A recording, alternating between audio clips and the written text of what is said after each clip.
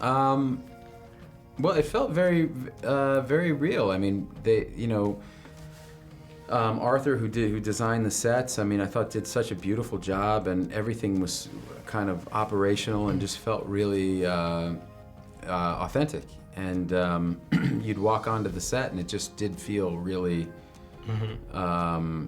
like what I imagined one of those habitats would feel like. And so, and Ridley was so good at kind of designing these scenes that feel very, very, very real. So it wasn't hard to put myself in, into that kind of thought. Well, I grew up on films like Total Recall. So Yeah. Was it a bit of a flashback to those movies? Yeah, I mean, we have our own relationship to Mars, right? Yeah,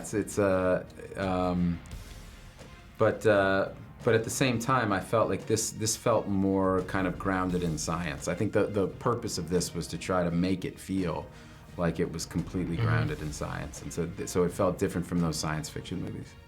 They're very educational, those movies. You did Elysium, now you did this one, and I mean, do your daughters, do they learn science by their dad's films? They haven't seen any of these films, no, but maybe they will someday.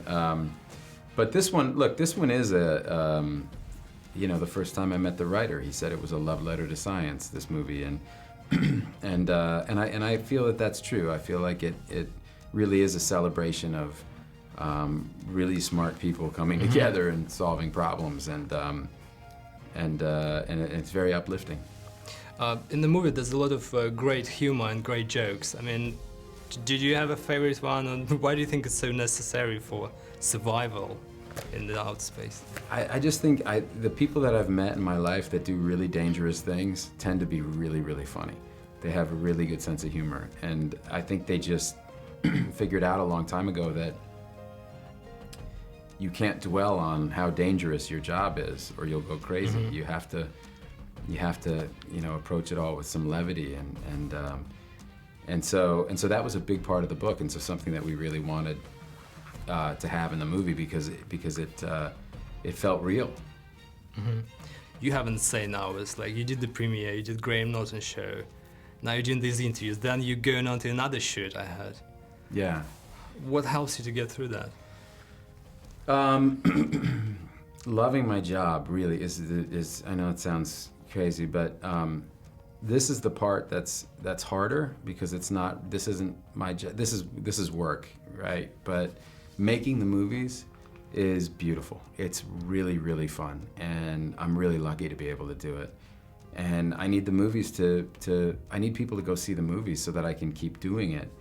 And this is a part of that. And so when they say, all right, you're going to shoot all night, and then you're going to fly there, and you're going to do these interviews, and then you're going to go back and work again, and I'm like, well, when in those 48 hours am I going to sleep? On the plane. On the plane, yeah, literally. But it's worth it. It's totally worth it. I get to make movies. And Paul Greengrass, we're making the new Bourne movie right now.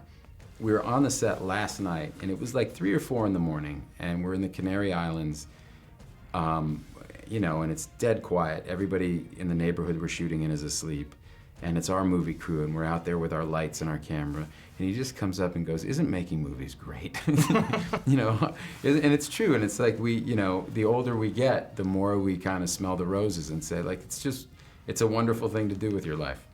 I guess it almost like becomes your family, the film crew and the director, especially on this movie when basically 80% of the time you were on your own.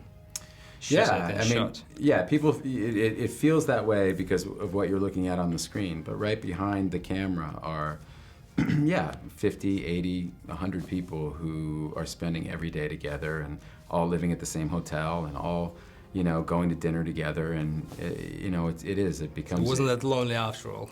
It wasn't lonely, no. He gave us champagne on the stage, but we only have one little glass. Cheers. Cheers. Can I get a cheers with you? Absolutely. Cheers. Thank you. Thank you. Have a good night.